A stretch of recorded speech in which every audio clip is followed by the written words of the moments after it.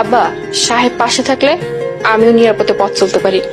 আপনি তো ওরে একটা বাড়ি দিচ্ছেন, এবার একটা বিয়া শাদিও করাই দেন। বিয়া শাদি করাই দেওয়া তো আপনার দায়িত্ব। সেই দিকে আমার খেয়াল আছে মা। আরে পাগলরে কত কইলাম যে সাহেব তোর যদি কোনো পছন্দ থাকে আমারে ক, আলাপ করি, কাজ সহজ হইতো। এই পাগলের মুখে তালা মাইরে বই রয়েছে। সাহেব, ভয় কিসের? তুমি আব্বারে নির্ভয়ে বলতে পারো। তাই তো। আরে তুই তো আমার সন্তানের মতো, তুই আমার কবি না কারে কবি? আমি ছাড়া তোর কে আছে কম? হুজুর, আপনার দেরি হয়ে যেতেছে, আবার আপামুন্ডে নিয়ে যেতে হইব, চলো। আচ্ছা চল আসি মা।